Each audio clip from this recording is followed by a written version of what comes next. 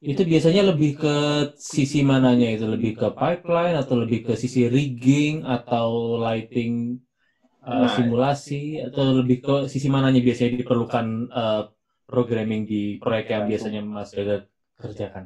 ya itu Tergantung tadi itu kebutuhan semua. proyek. Misalnya ya segala hal yang teknikal, entah itu efek mungkin misalnya Oh, kan ada butuh oke. programming, rigging juga pasti, ya kan. Kalau lighting mungkin nggak terlalu perlu ya. Oh gitu, ya Ya ya. kan, kalau yang butuh-butuh apa eh, programming khusus kan misalnya crowd animation kayak gitu kan, itu banyak sebenarnya ruang untuk itu gitu, untuk bagian apa mungkin software development atau apalah mungkin Hmm. sifatnya gitu.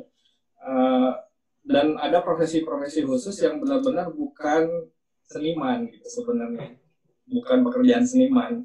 Ya itu tadi kayak rigging kan bukan seniman sebenarnya, itu kan udah kayak bikin controller robot gitu. Iya, iya. Ya itu udah bukan sama sekali bukan sih, itu technical pure gitu. Engineer gitu. Iya engineer itu. Gitu. Berarti Uh, hampir hampir semua imajinasi filmmakernya atau projectnya sudah ada toolnya, sudah bisa diimplementasikan hampir tanpa kebutuhan programming ya, kayak gitu ya. Enggak juga. tetap sih kayaknya mas programming. Nah, makanya Mas Adi aku suruh tanya karena Mas Adi kebetulan technical director di MSV yang kebetulan juga develop program juga. Mungkin Mas Adi punya Nah mungkin perspektif mas Adi lain itu. Mas Adi. Ya itu, Soal Pak, VFX. karena saya juga belum tahu di VFX itu seperti apa. Soalnya kan mulai banyak software yang mulai banyak digunakan itu seperti Houdini sangat membutuhkan kemampuan teknis kan. Nah, itu di bidang VFX sudah mulai banyak digunakan atau belum itu? Atau masih lebih ke solusi 2D 3D yang konvensional yang sudah banyak digunakan seperti Maya dan sebagainya, atau sudah mulai banyak yang sudah mulai pakai prosedural kalau di bidang Beda VFX. sih kalau dari beberapa pekerjaan terakhir juga disebut nggak ya? Nggak perlu menyebut mungkin, tapi Apa yang Nggak paling perlu nggak menyebut. dipakai kan. Tapi sudah mulai dipakai begitu solusi prosedural. Iya sudah mulai. sudah. Karena Pokoknya kebutuhannya seperti itu ya. kebutuhannya. Karena kebutuhan. Kita nggak bisa lagi pakai footage yang istilahnya 2D. Ya, free ya. Gerakan kameranya kan dinamis misalnya. Atau butuh solusi yang apa namanya, misal gerakan-gerakan yang 3D dia butuh solusi yang bukan footage yang ditempel itu lah. Yang prosedural tetap sudah pada pakai sih. Mungkin bisa sharing sedikit kayak waktu itu masih sama Mas Gaga juga. Jadi waktu itu kita dapat project itu butuh animasi beberapa orang banyak gitu ya, dan maunya real. Nah pergerakan animasinya benar-benar orang gitu kan. Sedangkan waktu itu kita nyari mockup itu susah. Nah akhirnya kita cari solusi buat pakai itu ya Pak, Xbox ya Mas ya. Apa Kinect Ya, Kinect. kamera Xbox itulah. Nah, Iya Kinect. dan dalam jangka waktu seminggu kita dapat 12 animasi, maksudnya 12 karakter dengan beberapa animasi yang banyak gitu. Dan itu sangat ngebantu lah. Contohnya kayak gitulah. Ya banyak lah triknya lah ya sebenarnya. Oke. Sebenarnya nggak cuma itu tapi banyak sebenarnya. Cuman ya mungkin nggak, kata Mas Gaga tadi, nggak kelihatan aja nih gitu. Maksudnya buat apa aja sih gitu. Iya. Karena biasanya technical director itu kerjanya tidak di depan layar atau tidak visual ya, jadi nggak kelihatan kalau ada job seperti itu. Waktu itu penggunaan Kinect itu sudah semua software pendukungnya sudah matang atau masih pakai SDK-nya dan harus ada develop sendiri begitu Mas Abra? Pakai software yang udah ada tapi di combine sedikit gitu. Kayak dicampur-campur lah kita. Iya. Nah, karena kan dulu kan softwarenya itu kan masih supportnya cuma satu kamera kalau nggak salah ya, kamera. Nah akhirnya gimana nyari cara biar kameranya depan belakang gitu. Jadi lebih presisi kameranya. Nah itu yang agak ribet sih sebenarnya. Itu satu contohnya kayak gitulah. Rifki mungkin mau nambahin. Rifki Prosedural. Iya, Gimana? mau Apa nambahin aja apa? nih? Tiduran nih Rifki nih. Pertanyaan Rif. Habis buka tadi. Iya, dia kan habis mock up. Dia juga ngomongin soal prosedural, ya. Ya sih memang kalau ngomongin prosedural memang sangat efektif karena punya fleksibilitas untuk back and forth itu ke pocket lebih fleksibel lah dengan prosedural. Kayak contohnya kemarin ya Mas Gaga ya, kita buat iklan. Gak apa disebutin Mas? Gak apa-apa. Udah tayang. Belum tayang sih, tapi gak apa-apa. Yang kayak iklan pedal pop sama iklan extra juice itu kan ada gunungnya itu kan ada tanah, jadi tanahnya dibuat kayak prosedural gimana bentuk tanah itu seperti apa gitu. Dan juga kemarin Doraemon bikin tembok Doraemon tuh seperti apa karena kebetulan dicari di internet yang PBR-nya nggak bisa kan, akhirnya dibuat secara prosedural di Blender gitu kan. Cuman ya meskipun nggak kelihatan dia akhirnya kan ya setidaknya belajar soal prosedural. Oh, jadi Mas Rifki juga pakai software Blender juga di proyek yang dikerjakan gitu? Iya. Kebetulan waktu kemarin PKL itu lagi pada pakai Blender semua gitu. Iya, di sini hijrah jadi Blender semua sini. Atau memang fleksibel ya? Ya prosedural. Saya member sekarang. Blender Army. Oh ya. Sip.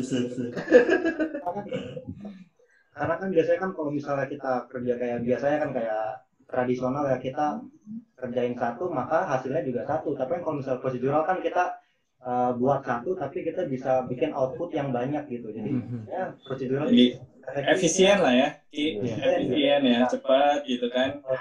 Nah, dan mumpung kita sedang bicara tentang software, saya ingin menanyakan satu hal pada teman-teman yang supervisor.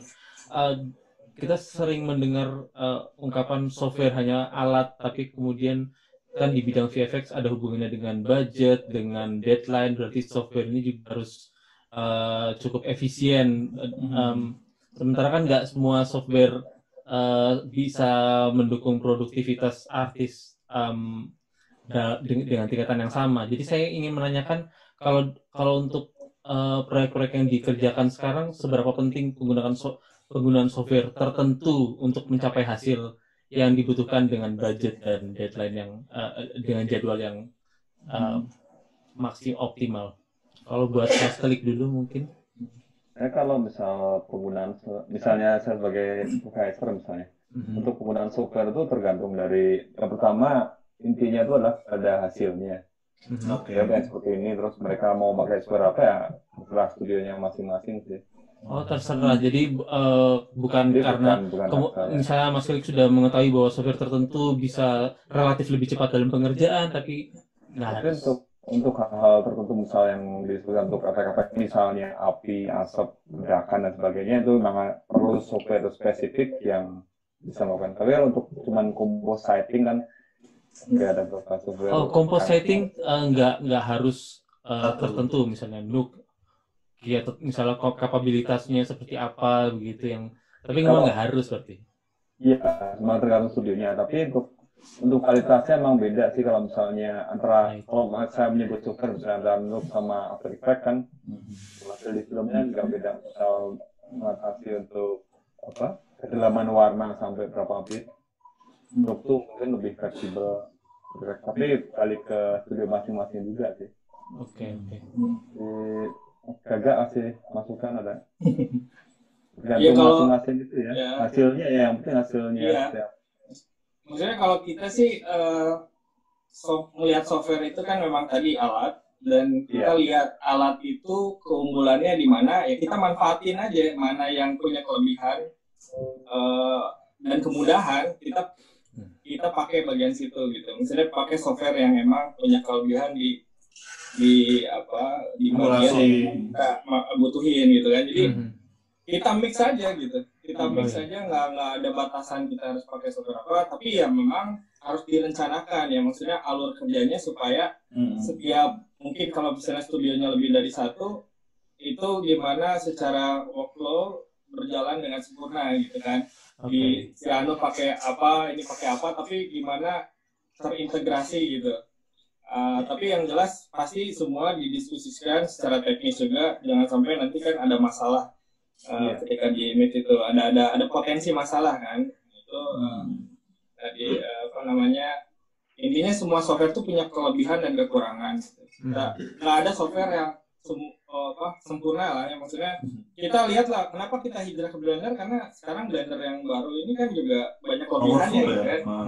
Yang keduanya orangnya sekarang lagi banyak nih orang belajar Blender. Nah itu, tapi tentu kan ada kelebihan, tapi tentu ada kekurangannya yang kemudian kalau misalnya mungkin dalam pembahasan persiapan untuk awal proyek tertentu dibicarakan apa kita boleh pakai software ini, kelihatannya kelebihannya bukan di situ. Nah, itu yang saya ingin tanyakan tadi, bahwa memang software hanya alat, tapi kan tentu berarti akan perlu familiaritas dengan software itu juga untuk bisa menilai, boleh pakai ini atau sebaiknya pakai ini, atau bagaimana kalau buat Mas? Tergantung yang hasil yang pengen dicapai sih. Nah itu. Misalnya kalau crowd, mau bikin crowd simulation kan, ya mungkin kayak Gaga, kayak saya, si Abrar nggak tahu kelebihan spesifik buat bikin crowd tuh ini. Tapi jadi masing-masing makin advance suatu studio itu biasanya pilihan-pilihan mengerucut. Jadi bukan studio yang mencoba-coba lah istilahnya. Karena kalau untuk coba-coba itu juga perlu waktu juga kan. Iya, makan waktu. Resiko.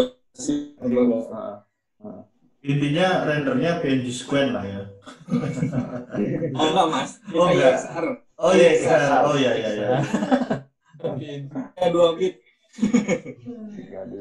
Oke, pertanyaan. Contohnya gini, untuk menutup, misalnya pilihan render engine yang digunakan deh, antara V-Ray atau RenderMan atau apapun, render engine apapun bisa digunakan, misalnya seperti itu. Kalau yang sekarang lebih itu apa istilahnya? GPU render. GPU render. Yang feedbacknya dapatnya cepat, makin cepat kita dapat feedbacknya kan, maksudnya yang rendernya nggak sampai sehari itu, kan kita bisa makin ngebusin. Bisa real time juga ya? Iya, benar. Kalau real time baru sekarang ya kayaknya. Ya, EV ya. EV. Ini belum coba nih. Ya, tapi ini nggak ada EOV-nya Mas, nggak ada PSS-nya. Iya, nggak ada kan? Udah ada. Yang baru udah. Oke. Saya belum update. Oke, mungkin sekarang langsung ke apa namanya, lebih ke project yang pernah dibikin aja ya, ke breakdown aja ya, sambil nanti ngomongin teknis dan segala macam. Nah ini saya share, kok malah Facebook. Oke, di Wiro Sableng dulu deh, karena nanti ini hubungannya, saya highlightnya bukan ke teknis, lebih ke pipeline kerja online-nya yang 90 orang lebih tadi. Baru nanti terakhir di Ratu Ilmu Hitam, yang bagaimana teman-teman bertiga bekerja di proyek terbaru. Nah, boleh langsung komentar aja, kira-kira ini ngapain dan ini nambahin, belum nanti belum di breakdown. Ini luar biasa ini. Backgroundnya dari nggak ada. Semuanya 3D ya. Kalau ini matte painting Mas, ini kita kerjain Photoshop ya. Cuman kita masukin ke 3D space ya. Oke. Jadi dia ada parallax ketika maju. Parallax. Ya kan, jadi tetap kelihatan kayak 3 dimensi. Ini juga sama sebenarnya, cuman set extension aja. Bangun setnya full nggak di lapangan? Gimana itu yang tadi kan ada biru-biru juga kan? Maksudnya itu kan potong-potong doang tuh bangunan aslinya. Syutingnya di studio berarti ya? Yang di luar, ada yang di luar. Yang ini studio nih Mas, yang lagi jalan nih. Ini di dalam ruangan nih. Ruangan green screen. Ini parallaxnya.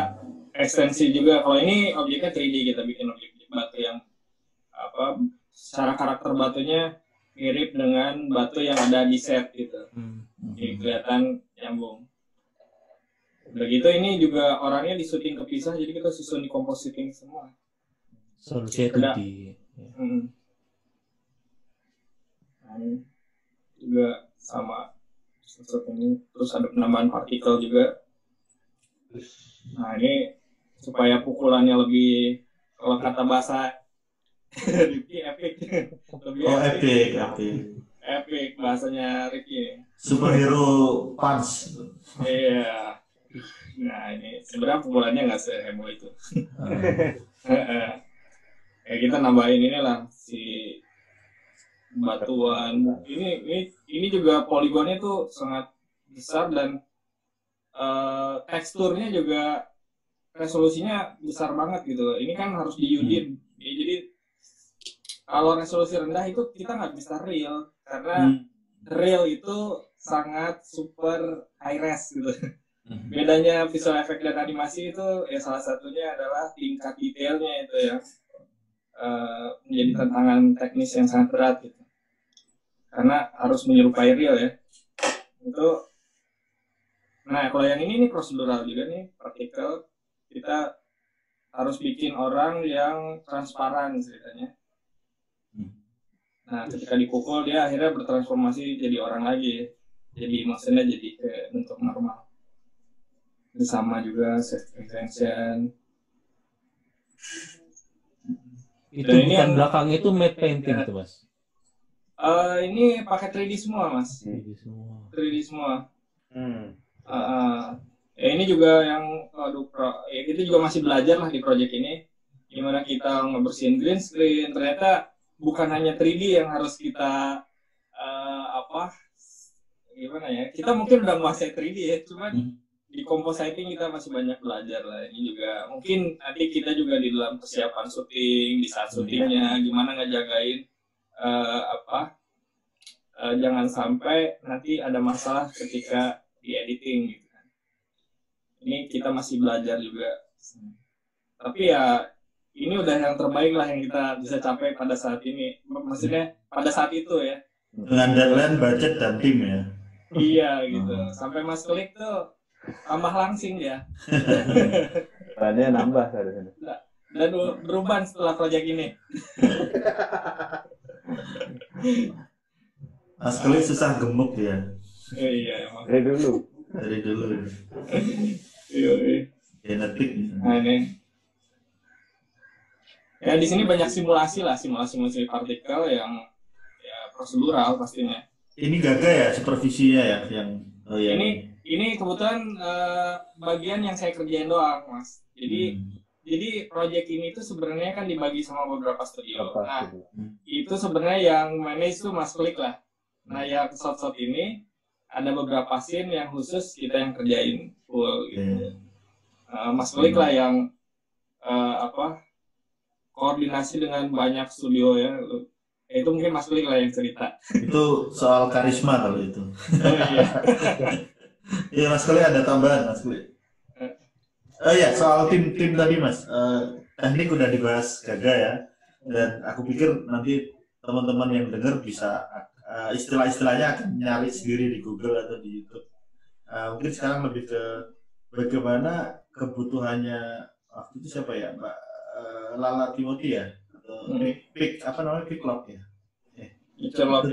Piclock ya. Bagaimana brief pertamanya sehingga kemudian diputuskan untuk ini aku butuh sekitar 90 orang dan kebutuhannya yang offline sekian, yang online sekian, waktunya sekian, nanti budgetnya agak dikesampingkan dulu. Silakan Mas Klik.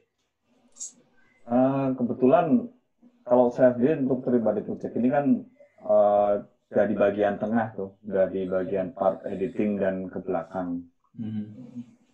Si Gaga mungkin terlibat dari awal, jadi pas di bagian tengah setelah editing udah kawan ada 800 sekian shot gitu, didistribusi ke beberapa tim ya.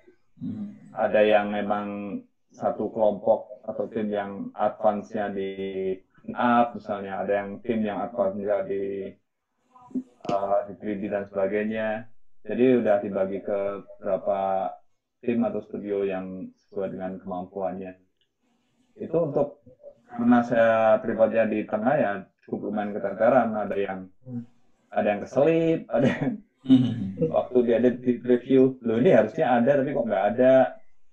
Jadi emang nge-build timnya emang maksudnya nggak dari awal. Ya meskipun dari awal, cuman ada satu dan lain hal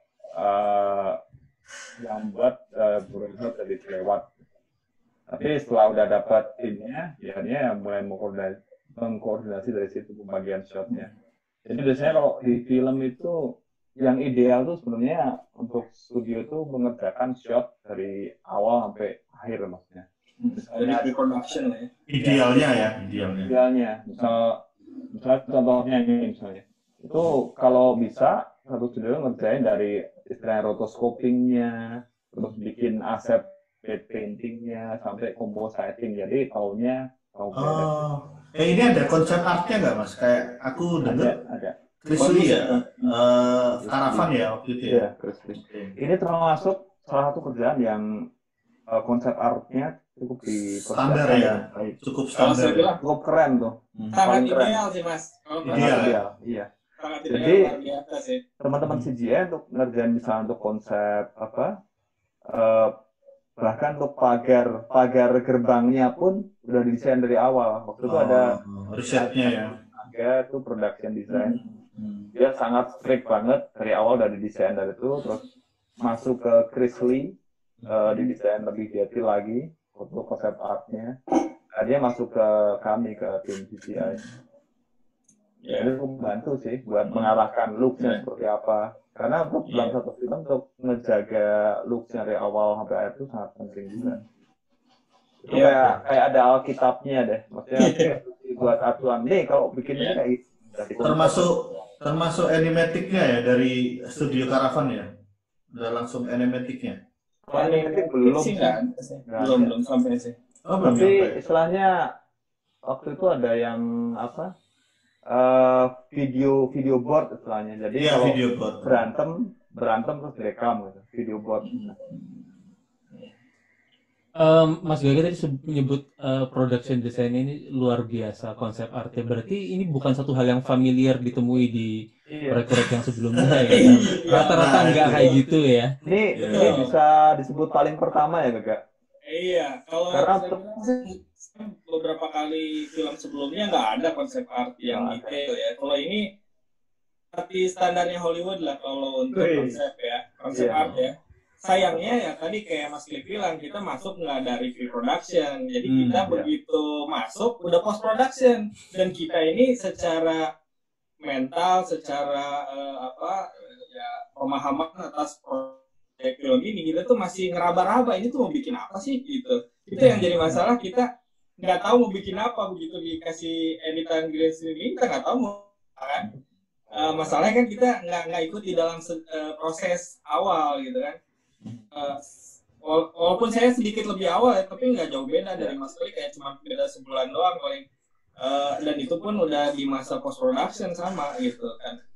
Bedanya kalau kita masuk dari pre-production, kita tahu oh ini nanti disiapin ikut di dalam proses desainnya, jadi kita udah tahu nanti mau ngapain. Nah ini di waktu yang sangat singkat ini kita juga harus meraba-raba kebutuhan apa yang harapan di film ini tuh sambil berjalan gitu. Nah itu yang jadi lebih berat juga. Berarti sedikit-sedikit ya ikut ngerjain production design-nya juga, maksudnya ikut ngira-ngira yang look-nya pas gitu. Kalau ngerjain sih enggak Mas, tapi kita kan diskusi antara production designer dengan gimana kita memahami ya apa yang mau dibuat kan, itu problemnya kan. Jadi desainnya udah ada, cuman kitanya belum paham gitu, belum ngerti. Karena hasilnya udah ada, tapi kan kita cerna dulu kan gitu. Kita cerna. Nah proses pencernaan ini yang bersamaan dengan proses deadline gitu kan. Kalau misalnya saat syuting kan kita sambil ini nanti pas syuting ini nambahin ini sambil ngobrol mungkin sama production designer, bang lo maunya apa gitu. Nah, tapi kita kan tahu di editing kan, terus di editing nih kamu isi misi apa gitu kan. Nah itu Mas Kolik sama production designer sama saya juga sering ketemu. Ya, tapi itu sambil jalan gitu kan, itu yang Nah, dari perencananya Mas Kli soal, tentu kan Mas Kli punya daftar SDM ini atau studio ini, dia bagusnya di sini nih. Terus dia kalau kerjanya cepet banget atau ini agak lambat atau lambat banget gitu. Dari situ kan ada data bagaimana Mas Kli membuat timeline dan memperkirakan kalau ini tak bikin semuanya akan sekian bulan misalnya. Nah, dari perencanaan sampai prakteknya itu melesetnya berapa persen, Mas? Atau tepat? Itu yang pertama yang misalnya ketemu tim. Saya belum pernah kerjasama sama mereka, jadi masih meraba-raba nih orangnya cepat atau lambat. Oh, nggak semuanya ya berarti ya? Iya, itu masih itu. Terus timeline-nya itu udah duluan. Jadi gimana pun harus kelar sekian. Jadi emang nggak, ya mungkin waktu perencanaan di awal tuh udah di planning untuk post-nya sekian bulan, tapi ternyata ya intinya banyak melesetnya sih dan cukup deg-degan juga kan waktu itu. Oh, oke. Tapi ya akhirnya syukurnya bisa selesai sesuai. Dikit lagi waktunya. Cukup deg-degan apa? Ya, cukup deg-degan. Cukup doang itu Mas deg-degannya Mas. Iya, Kayaknya lebih dari cukup gitu ya. Iya. Dia ngolahnya di sini dia. Oh, iya. Di sini yang dalam banget lah itu.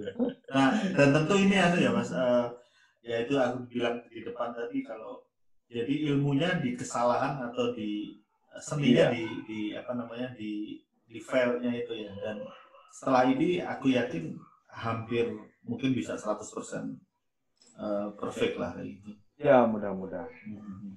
Oke. Ya itu. Nah, oke, sekarang yang terakhir ini yang tentang Ratu Ilmu Hitam. Mungkin ada pertanyaan dulu sebelum bahas Ratu Ilmu Hitam. Saya mau nanya. Oke.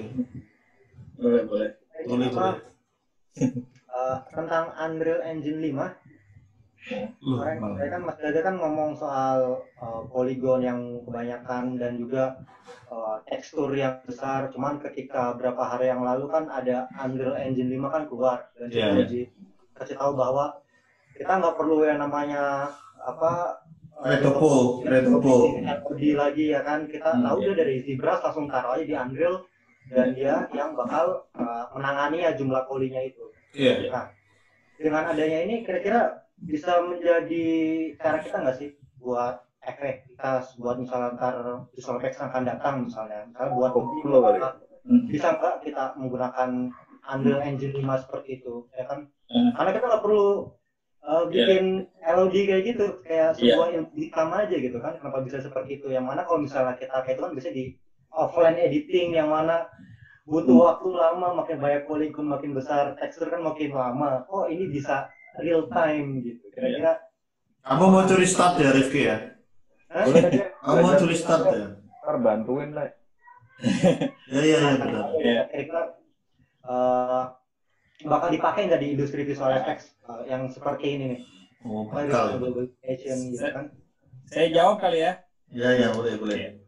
Jadi kalau saya juga udah lihat sih beberapa hari lalu tuh Unreal kan ngeluarin ini ya, terus di dalam demonya dia sebut no polygon budget ya, jadi udah bebas aja, unlimited ya unlimited gitu kan, udah nggak akan lagi polygon itu menjadi batasan buat kita. Terus apakah itu bisa dipakai masa depan?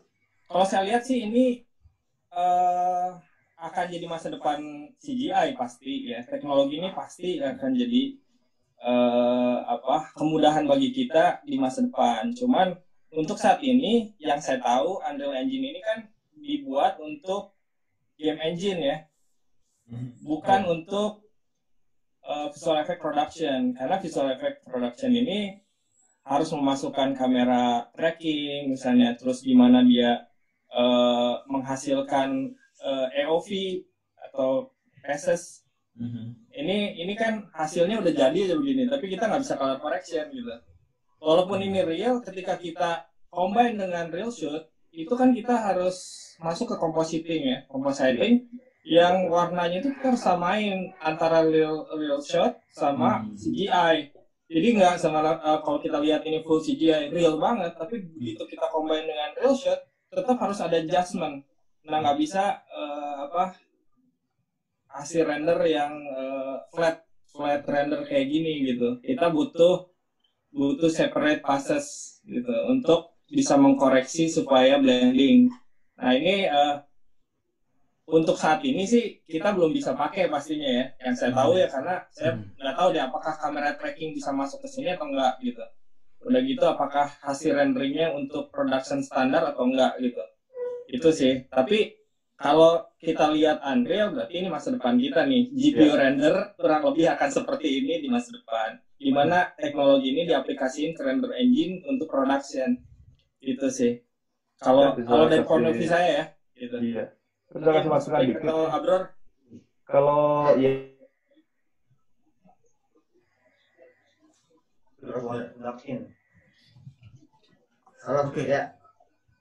kalau saya sih kalau melihat Unreal itu ya persis yang tadi Mas Gaga bilang sih sebenarnya.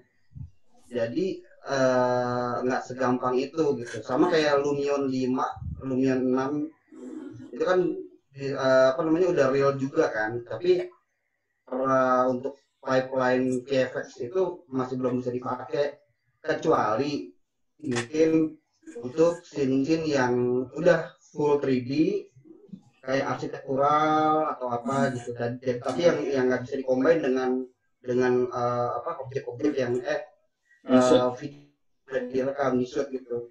Nah itu pertama. Yang kedua dia kan pakai teknologi SSAO, ada Lumen kalau nggak salah namanya. Jadi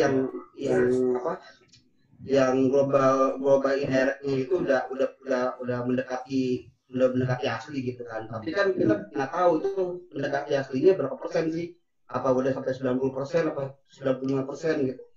Nah itu yang kadang yang bikin gap antara kita syuting asli dengan hasil renderan gitu. Makanya kenapa V-Ray, Redshift dan lain-lain, Cycles dan lain-lain itu mengejar hal itu gitu sampai dibuat kayak color apa sih namanya itu? Lupa pokoknya colornya lah, color informationnya lah dibikin sedemikian lupa kayak gitu kan sampai kayak gitunya gitu. Mereka untuk mengejar kayak gitunya. Nah, makanya tadi kayak Mas Gaga bilang setuju banget itu mungkin masa depan GPU render emang bener banget. Mudah-mudahan aja sih ke depannya bisa diaplikasiin ke software 3D yang ya udah gitu kita pakai real time kayak gitu aja gitu. Udah keluar kan SSAO-nya udah bisa 99% real misalkan super real gitu misalkan kalau kayak gitu-gitunya lah itu mungkin bisa dipakai. Yang menarik tuh yang di play sama si Izaro itu sih. Jadi penerapannya buat virtual background. Jadi instead of blue screen langsung di apply. So, seperti yang si Abdul bilang, kalau objek seperti aspek element bisa cukup real dan real time. Seperti kalau nggak salah saya pernah nonton ini dipakai juga untuk virtual set di Mandalorian. Seri pacing-nya betul lebih cepat, malah mereka ngedevelop. Background-nya itu bukan background yang statik, tapi di-link dengan rig kamera. Kalau kameranya bergerak, parallax-nya juga ikut bergerak. Kan yang susah tuh kalau misalnya compositing itu kan misalnya ada green screen, objek silver gitu, itu kan pasti nempelnya di sini cuma hijau doang. Jadi kalau dikasih background yang beneran dari projection map, projection itu kan refleksinya udah nempel. Itu cukup menarik juga sih, karena mengurangi kerja compositing juga. Terus misalnya bakal ada efek-efek tembakan dan sebagainya itu kan efek-efek yang sifatnya tambahan, nggak perlu ganti gitu. Berarti workflow-nya udah beda lagi nih, nggak perlu ada render pass dan sebagainya. Semua sudah live Ya, di bisa waktu masuk. shoot kan. Karena itu juga menariknya karena di situ kita bisa ngasih refleksi. Iya. Kalau nggak salah di situ ada banyak layar, terus ada ambience-nya. Ya, itu cukup menarik juga sih, masa depan VFX juga. Gitu. Iya. Karena itu langsung pakai di proyeksi di set ya, bedanya. Iya, keren Saya banget. tuh Jadi kayak refleksi, ambience light tuh udah masuk semua. Jadi udah nge-blending sendiri di situ gitu. Iya. Tapi kalau kebutuhan masih di editing gitu. Iya, itu masih gitu. Masih ke editing, berarti kita ya tadi tetap harus pakai Wofi dan segala macam. Ya, kalau menurutku sih mungkin lebih ke in-house-nya ya. Kalau VFX artisnya punya kanal riset sendiri, punya departemen sendiri kayak yang kita lihat sekarang. Kalau aku jadi Rifki, kamu nggak usah percaya dulu Rik yang diomongin seniormu. kamu bikin buktikan bahwa itu yang kamu percaya benar. Kan anak muda gitu. Kita ini udah orang tua masa lalu ini. Iya, artinya apa namanya kebijaksanaannya yang kita tiru gitu. Ya oke, kita ngomongin Ratu Ilmu Hitam. Oke, ini project ini kapan ya launchingnya ya? 2020 ya? Ya itu ada tahunnya. Oh ya 2020 Januari. Ya kalau ini breakdown. Oh ini breakdownnya. 2019 ya. Oke 2019. Oke. Ini di Gaga Studio juga. Iya. Kalau ini di Blender loh. Iya. Kalau tangannya. Oh, nanti aku share ya di Blender ya. Harus. Kemarin juga ada yang share di Sultan Agung tuh sebagian pakai Blender juga. Ada yang ngerjain nggak Sultan Agung? Sultan Agung tuh siapa yang di Jogja sih ada. Oh iya. XJ Mas Klik. Ya XJ juga ya. Kan ada tim dari Jogja juga. Nah ini kita juga lumayan susah nih nempelin si Abron yang bikin ya. Kita nge-tracknya susah. Ini Abrar. Abrar langsung gawingnya nih Abrar. Ini ya, simulasi crowd-nya Abron. Sangat Susah susah. Ini kulit apa ya Brar? Kalau itu kita yang ngerjain sih. Kalau yang bagian mata itu kita diganti, di replace gitu. Karena matanya kan nongol mau keluar. Oh iya. Nah. Oh. Kita replace di 3D. Oh gitu. Ini Blender juga tuh bikin matanya. Wow, langsung praktek ya. Langsung. Ini juga Abron juga tuh bikin yang itu telur tadi. Tuh ini Blender juga tuh Mas.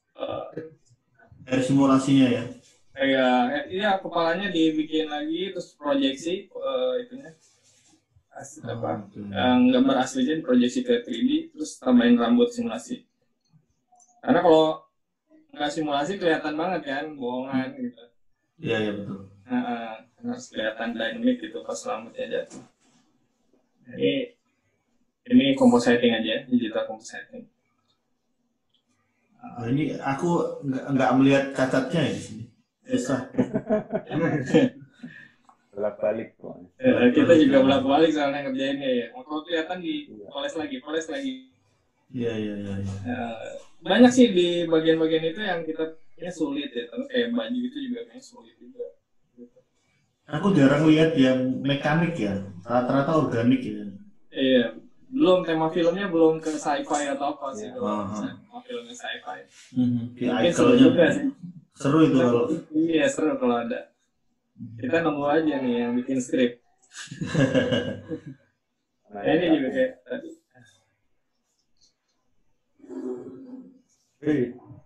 Ini kamu rigging, yang rigging siapa nih? Ini saya yang rigging nih. Riggingnya lumayan sih. Iya, rumit. Wow. Nah ini simulasi, ini prosedural juga nih. Ini ditambahin Ada tadi tempelan makeup artisnya nggak ya ini? Iya, betul. Makeup artisnya ada yang garis. Nah ini. Gitu. Betul. Tapi waktu itu nggak sempat lagi kita mau benerin. Mas Klik nih yang kerjain. Simulasi. Simulasi itu. Dia spesialis nih. Simulasi. Spesialis bakar-bakaran. Ini komputernya nggak kebakar Mas Klik? Ngebul. Ngangatin teh bisa. Nah, oke, ini boleh diceritakan, silakan tentang ini. Di Mas Gaga ya. Iya. Mungkin lebih ke tantangannya apa yang tadi di-compare sama yang waktu ngerjain 212. Secara tadi kan bilang secara project yang rapi tadi 212 kan gitu. Nah, ini sama rapinya enggak, terus kalau hasilnya sih aku melihat ini lebih sempurna ya dari yang tadi ya. Oke, silakan. Iya. Jadi kalau Ratu Ilmu Hitam itu dari awal ya memang kita yang handle gitu. Bedanya kan kalau Wiro itu kita menggantikan sebenarnya tim yang sebelumnya dipercaya gitu ya, terus akhirnya kita take over. Jadi memang secara proses itu kita komunikasi dengan sutradara dan segala macam tuh sedikit lebih ideal. Nah, keduanya adalah itu jumlah shotnya berapa tuh 730 shot atau 800 ya, 800 shot. Sementara ini tuh kalau nggak salah tapi ada yang sederhana rumitnya itu jadi dari jumlah shot ini lebih bisa kita handle gitu dengan jumlah tim sedikit dibandingin Wiro yang dengan full set. Jadi Wiro itu kan bikin full CGI green screen gitu. Iya. Bikin CGI elemen kan kalau di sini. Ya, sifatnya itu skala produksi itu beda sama Wiro itu jauh lebih berat sebenarnya. Nah, ya emang kondisinya kurang ideal, akhirnya hasil juga itu yang terbaik lah yang kita bisa lakukan gitu ya.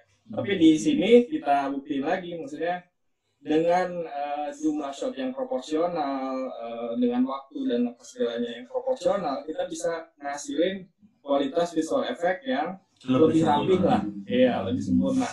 Gitu. Ya sebenarnya itu yang harus kita jaga adalah gimana si timeline dan segala macam itu proporsional. Jadi kita kerja tuh ideal dengan hasilnya juga ideal juga. Berarti lebih ke komunikasinya ya dari awal itu ya. Jadi kebutuhan komunikasi antara production designer, CGI sama apa tadi kalau yang Caravan itu lebih pre-visualizer itu kalau komunikasinya lancar dan waktunya bagus akan lebih rapi lah ya. Iya gitu lah. Pokoknya kondisi keseluruhan ideal itu sebenarnya kita menghasilkan ya lebih besar gitu kemungkinannya gitu. Ya gimana pun kan kondisi yang sulit ya tentu banyak kekurangan yang bisa kelihatan dari hasil gitu kan. Tapi dari selain itu juga kita pastinya belajar terus lah ya dari Wiro. Kita bisa ngasih dan di sini kita implementasiin apa yang kita juga dapat di Wiro gitu. Jadi masalahnya gini Mas, menghandle ratusan shot, 700 shot itu bukan perkara sederhana gitu ya.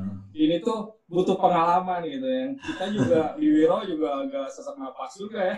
Gitu. Wah, biasa ya kita kalau disuruh ngitung pakai jari aja sampai 700 kayaknya capek juga gitu ya ngitungnya. Ini sih kita kalau ngerjain CGI 800 shot gitu ya. Nah itu kan full time lagi ya, full 3D lagi ya.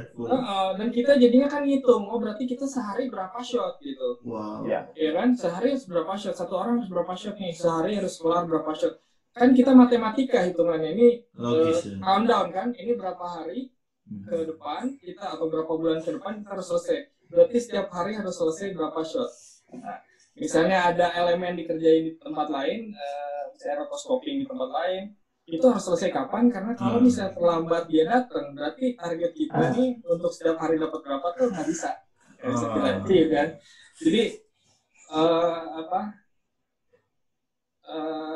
bedanya dengan yang kita kerjain di Ratu Hitam itu jumlah shot ini